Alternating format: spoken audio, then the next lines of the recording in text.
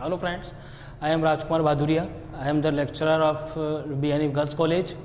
ठीक है, BNE Girls for Management and Commerce Department. Management. My topic is assessment of cooperative society. ठीक है, cooperative society एक ऐसी cooperative society जो गवर्नमेंट द्वारा एस्टेब्लिश होती है, जिसमें क्या करते हैं कि गवर्नमेंट अपने किसी भी कैंडिडेट को, वो आपका रूरल में भी हो सकता है और आपका कोई भी अर्बन एरिया में भी हो सकता है, उसमें क्या होता है कि अपने तरफ से गवर्नमेंट किसी कैंडिडेट को अपॉइंट करती है और उसमें बोलती है कि आप अपने क्या हमारी तरफ से आप कोई भी प्रोसेस का कोई भी प्रोडक्ट को सेल करो, कोई भी ऑपरेटिंग एक्टिविटीज़ करो, कोई भी चीज़ आप बिजनेस करो, हम आपको इसमें कोऑपरेटिव सोसाइटी में इसका असेसमेंट करेंगे इसका। अब ड्यूरिंग 1912 में कोऑपरेटिव सोसाइटी का असेसमेंट स्टार्ट हुआ था। इसमें क्या होता है, कोऑपरेटिव सोसाइटी में जो भी आपके डायरेक्ट टैक्स में है सारे, वही पांचों हेड यहाँ काम में आते हैं आपके। जैसे डायरेक्ट टैक्स में एक आपका था income from salary, income from house property, income from business profession, income from capital gain, income from other sources. अब कोऑपरेटिव सोसाइटी जो है वो कभी जॉब करने तो जाती नहीं कहीं पर सैलरी, तो इसलिए सैलरी की इनकम कोऑपरेटिव सोसाइटी में नहीं होती है। लेकिन कोऑपरेटिव सोसाइटी के अपने खुद के हाउसेस हो सकते हैं, उनको रेंट पर दे सकती है कोऑपरेटिव सोसाइटी, तो उनसे जो इनकम कलेक्ट होती है उसको हम कहते हैं, उसको डालते हैं हेड में इनकम फ्रॉम हाउस प्रॉपर्टी के अंदर। तो इसका दूसरा कोऑपरेटिव सोसाइटी का खुद का सेल्फ बिजनेस भी होता है। अब बिजनेस हेड में जो भी इनकम होगी उसको आप डालेंगे income from business and profession के अंदर। तो असेसमेंट ऑफ कोऑपरेटिव सोसाइटी में हमारे पास टोटल 4 हेड्स हुए अपने, income from house property, income from business profession, income from capital gain and income from other sources. इन जब चारों हेड्स को हम जब टोटल करते हैं तो आपकी कैलकुलेट होगी ग्रॉस टोटल इनकम।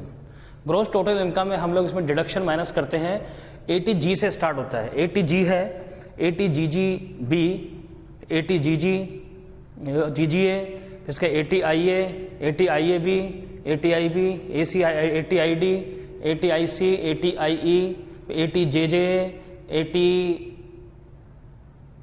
ATJJ और ATP। लास्ट आपका डिडक्शन जो सबसे मेन डिडक्शन होता है ATP का डिडक्शन इसमें, क्योंकि इसमें कोऑपरेटिव सोसाइटी को डिफरेंट टाइप्स ऑफ वर्क इसमें दिए जाते हैं, डिफरेंट टाइप ऑफ बिजनेस करती है, डिफरेंट टाइप ऑफ एक्टिविटीज करती है, तो उसमें ATP का डिडक्शन इसके लिए मस्ट होता है कंपलसरी। ठीक है, तो आज हमारे पास में जो असेसमेंट कोऑपरेटिव सोसाइटी में एक छोटा सा टॉपिक आपको हम एक्सप्लेन करने जा रहे हैं, जिसमें आपका फर्स्ट आपका है इनकम फ्रॉम हाउस प्रॉपर्टी।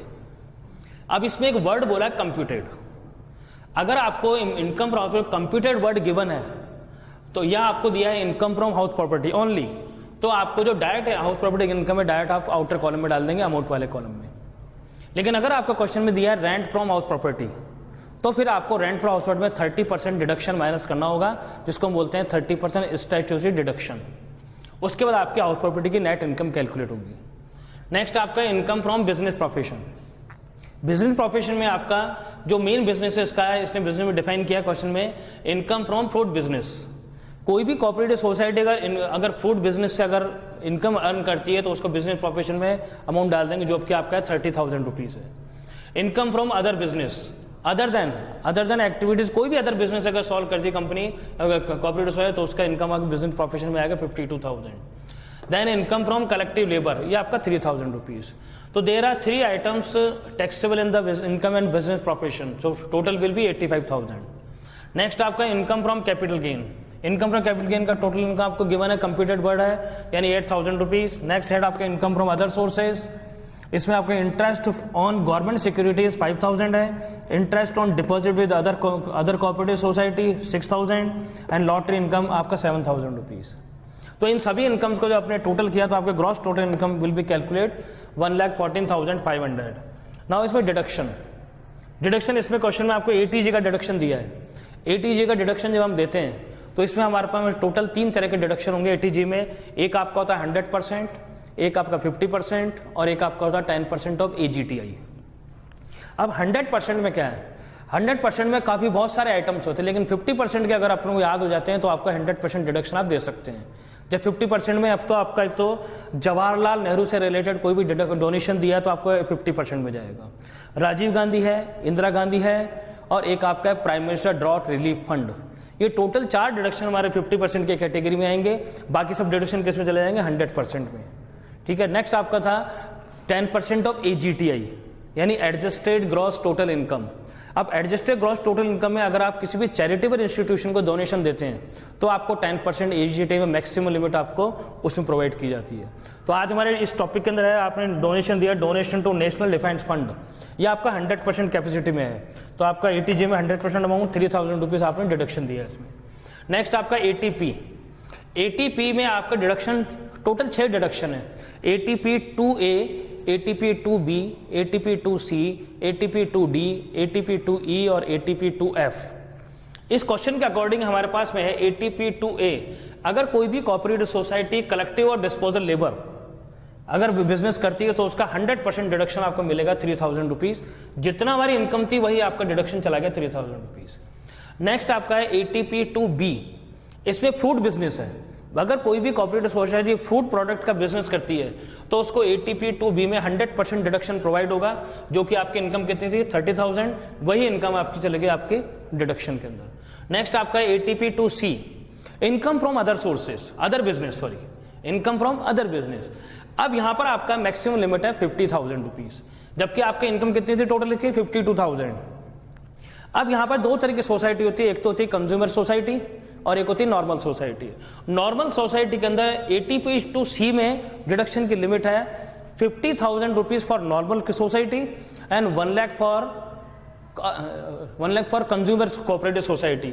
तो यहां पर आपका है नॉर्मल सोसाइटी है, कंज्यूमर नहीं है, तो यहां पे अमाउंट था 52, लेकिन मैक्सिमम डिडक्शन कितना मिलेगा आपको 50,000 रुपीज। सपोज यहाँ 52,000 की जगह आपको इनकम होती 40,000, तो 40,000 और 50,000 विच एवर इज लेस, दोनों में जो कम हो उसका डिडक्शन देंगे। यहाँ देखो 52,000 है और 50,000 आपका मैक्सिमम लिमिट है, दोनों में से which ever is less 50,000 deduction आपने प्रोवाइड कर दिया इसमें। नेक्स्ट आपका एटीपी 2D में इंटरेस्ट फ्रॉम अदर सोसाइटी, किसी भी अदर सोसाइटी से अगर आपको इंटरेस्ट की अर्निंग होती है, जो कि आपको गिवन है क्वेश्चन के अंदर आपकी टोटल 6,000 रुपीज, तो इसका भी डिडक्शन आपको 100% डिडक्शन आपको प्रोवाइड होगा एटीपी 2 में।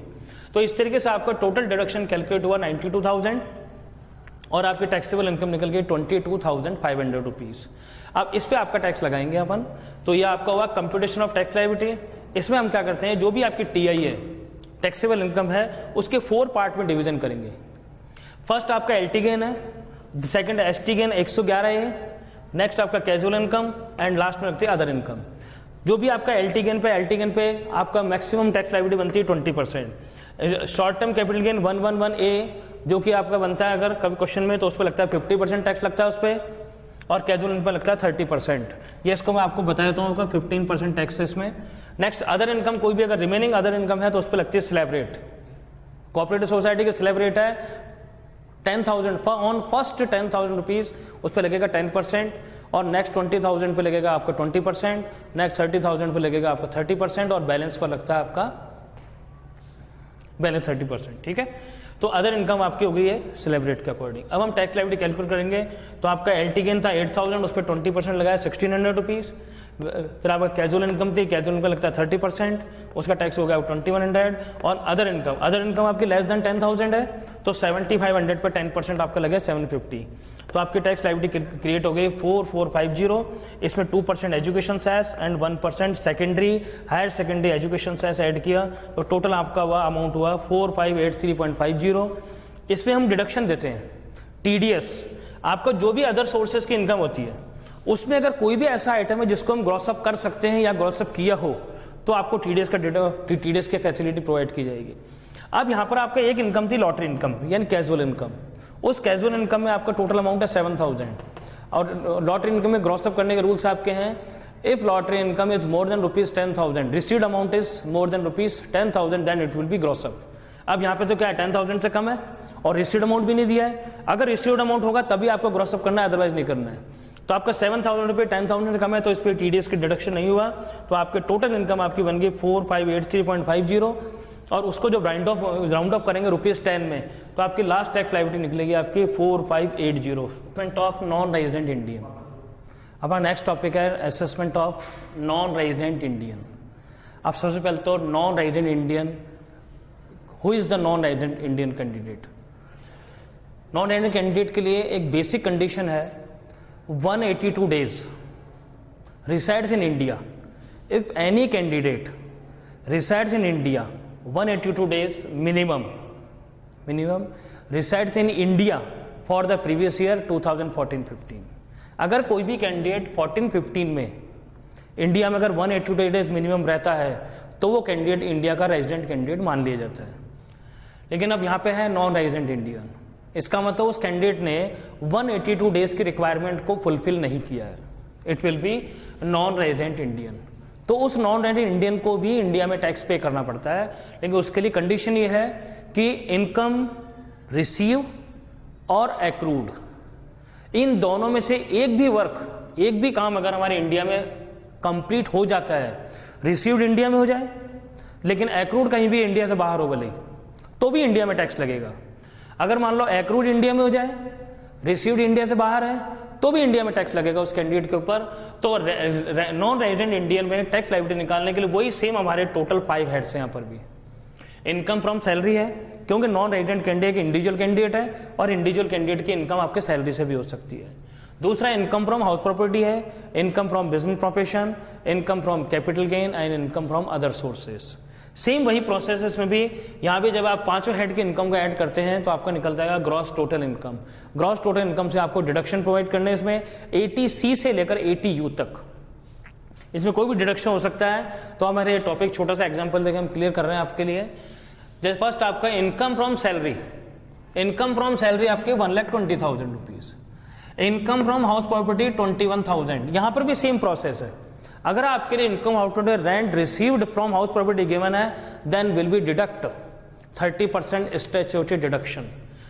इन this problem income from house property given, so 30% deduction will not be deduct.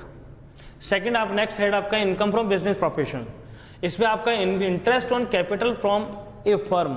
जब किसी भी कैंडिडेट को कहीं फर्म में अमाउंट इन्वेस्ट किया और वहां से इंटरेस्ट मिलता है तो it will be income from business and profession. वो आपका टोटल अमाउंट है 24,000। Income from capital gain, there are 2 types of capital gain, first is short term capital gain, other one is long term capital gain. In this problem, short-term capital gain is 10,000 and long-term capital gain is 60,000 rupees. इसमें आपको long term loss को adjust करने के लिए, set of करने के लिए income tax department में फैसिलिटी है विद इन 8 ईयर्स। अगर कोई भी आपका लॉन्ग टर्म लॉस है तो विद इन 8 ईयर्स आप सेम हेड से लॉन्ग टर्म कैपिटल गेन से ही लॉन्ग टर्म कैपिटल लॉस को एडजस्ट कर सकते हैं। अगर आपका में शॉर्ट टर्म कैपिटल लॉस है तो उसको आप एलटी गेन से एडजस्ट कर सकते हैं, लेकिन एलटी लॉस को सिर्फ एलटी गेन से एडजस्ट किया जा सकता है। तो यहाँ हमने इसको 60,000 10,000 लेस करके नेट इनकम आपकी हो गई 50, तो आपका टोटल कैपिटल गेन की इनकम हो गई आपके 60,000 rupees. Next income from other sources. Other sources head में आपका एक इनकम है casual income, whether income from lottery, income from horses are casual incomes. So total casual income 30,000, 13. Total gross total income 2,38,000. In this problem, we may provide deduction under section 80C. 80C किसके लिए है? Premium paid on life insurance policy. अगर कोई भी candidate life insurance policy का premium पे करता है, वो खुद का भी हो सकता है, अपना सेल्फ हो सकता है, अपनी वाइफ स्पाउस का हो सकता है और अपने बच्चों का भी हो सकता है। बच्चों में कौन कौन से? बच्चों में डिपेंडेंट है, इंडिपेंडेंट है, मैरिड है, अनमैरिड है, और कोई भी बच्चा कोई भी हो सकता है। तो उसमें चाइल्ड का, वाइफ का, सबका प्रीमियम आपको 80C में डिडक्शन प्रोवाइड होगा। नाउ 80G में आपका डोनेशन टू अप्रूव्ड इंस्टीट्यूशन है। लास्ट टॉपिक में हमने समझाया था आपको कि 100%, 50% और 10% एजिट है। There are 3 categories in 80G। 100% में आपको मालूम कौन कौन से हैं? 50% में ओनली 4 आइटम्स हैं, जवाहरलाल नेहरू, राजीव गांधी, इंदिरा गांधी और prime minister drought relief fund. इन चारों हेड में कोई भी डोनेशन है उसको 50% कैटेगरी में डालते हैं, बाकी सब आइटम चल जाएंगे 100% में। लेकिन अगर आपने donation to approved charitable institution को डोनेशन दिया है तो आपको इसमें एक लिमिट होती है, मैक्सिमम लिमिट, वो आपका है 10% ऑफ EGTI। वो हम आगे आपको समझाने जा रहे हैं अभी। तो इसमें डिडक्शन आपके 8700। अब इसकी कैलकुलेशन 80G में donation to approved charitable institution, इसके लिए मैक्सिमम लिमिट है आपका 10% of adjusted gross total income, जिसको शॉर्ट में कहते हैं AGTI। अब EGTI कैलकुलेट करने के लिए आपके पास सोर्स हैं gross total income minus long term gain minus ST gain 111A minus deduction other than 80G। 80G के अलावा कोई भी डिडक्शन है उसको माइनस करेंगे। तो आपके ग्रॉस टोटल इनकम थी 2,38,000, लॉन्ग टर्म कैपिटल गेन आपका 50,000, ST गेन 111A है नहीं, ST गेन है लेकिन 111A नहीं है। तो इसलिए इसको डिडक्ट नहीं किया। Deduction other than 80G, 80G के अलावा एक डिडक्शन आपके पास में है तो ATC, ATC का 14,000 रुपीज़ हमने माइनस किया तो आपका adjusted total gross total income आपकी कैलकुलेट हुई 1,74,000। इसमें इसका 10% आपने निकाल लिया 17,400 और इसको कंपेयर करते हैं एक्चुअल डोनेशन से। तो 17,000 और actual donation 20, which ever is less, दोनों में जो कम हो उसका अमाउंट को लिया और उस अमाउंट का 50% आपके 8,700 रुपीज़, तो 8,700 आपने यहाँ डाल दिया इसमें, दोनों का टोटल 22,700 और लास्ट आपकी टैक्सेबल इनकम होगी 2,15,300 rupees. Thank you for listening my video. Thank you over, thank you, thank you, thank you.